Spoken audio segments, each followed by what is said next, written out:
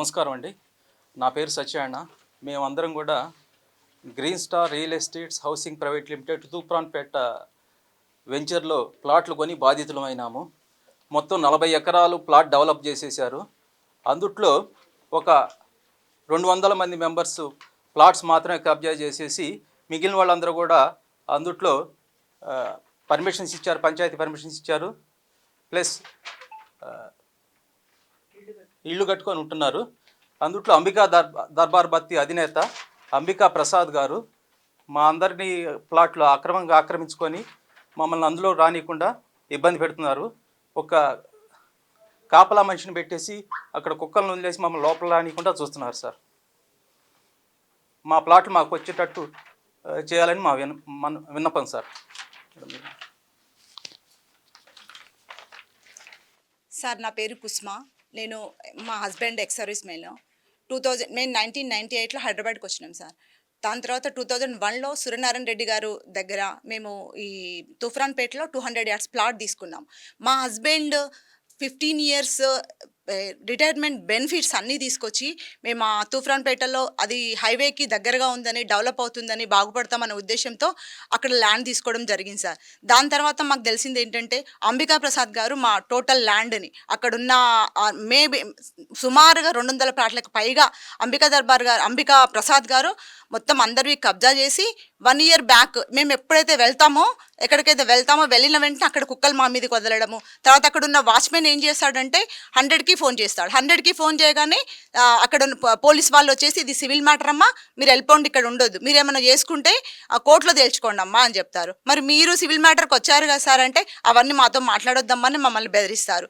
దాంతోపాటుగా మేము మాటికి తిరుగుతున్నామని మమ్మల్ని ఏం చేశారంటే మాటి తిరుగుతున్నారు, ఎక్కడ మేము మా కబ్జాలోకి మేము వచ్చేస్తామో ఏమని అతను బౌండరీ వాళ్ళు పూర్తి స్థాయిలో అక్కడ లోకల్ లీడర్ సహాయంతో అతను పూర్తి స్థాయిలో గోడ కట్టుకొని మమ్మల్ని లోపలికే రానియకుండా లీగలైజ్ చేస్తూ రాను అధికారులకు గత ప్రభుత్వంలో అధికారులను లొంగదీసుకొని అతడు పూర్తి స్థాయిలో ధరణి కానీ పాస్ పుస్తకాలు కానీ అతని వైపు రోజు చేసుకుంటూ మమ్మల్ని మానసికంగా అక్కడికి వెళ్ళిన తర్వాత మమ్మల్ని బలవంతంగా ఒకసారి అయితే గతంలో కొంతమంది వాళ్ళని పెయిడ్ ఆర్టిస్టులను పెట్టుకొని కూడా మమ్మల్ని అక్కడ తోయించాడు సార్. మేము చాలా రోజులుగా మేము అసలు దాని మీద పోరాటం చేస్తున్నాము. మేము చివరిగా క్యూనిస్ ద్వారా మేము ఈ సమస్యను తెలియజేసుకొని ఇతనికి పనిష్మెంట్ ఇతనికి మీ ద్వారా మాత్రమే మాకు లబ్ధి చేకూరుతుంది అని ఇక్కడికి వచ్చి మా మొరను వినిపిస్తున్నాం సార్.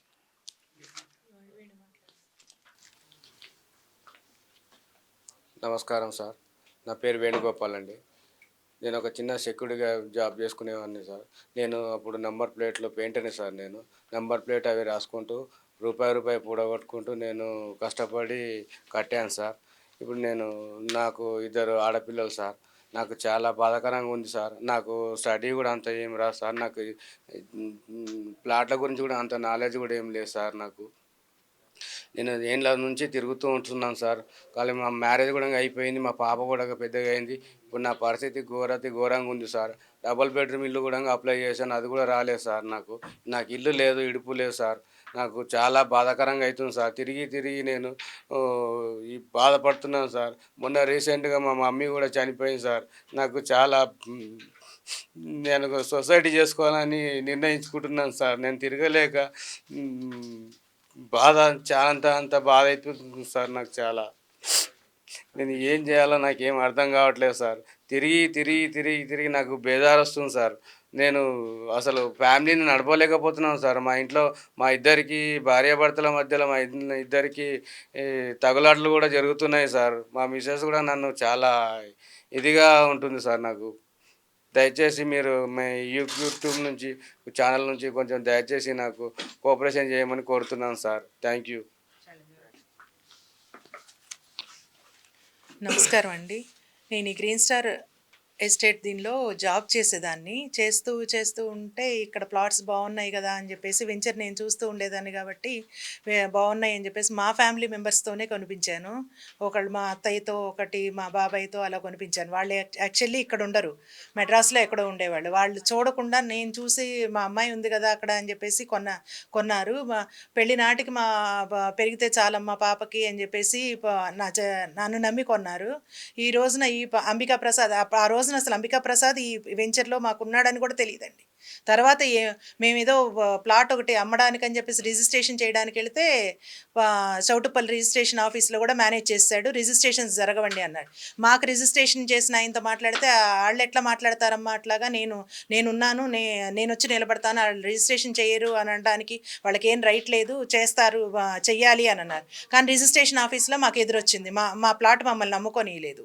తర్వాత ఇతను అప్పుడు మాకు తెలిసింది అందులో అంబికా ప్రసాద్ కూడా ఉన్నాడని. యాక్చువల్లీ అంబికా ప్రసాద్ ఎవరో అప్పటి వరకు మాకు తెలియదండి. అంటే ఆ వెంచర్లో అతని పాత్ర ఏంటో మాకు తెలియదు.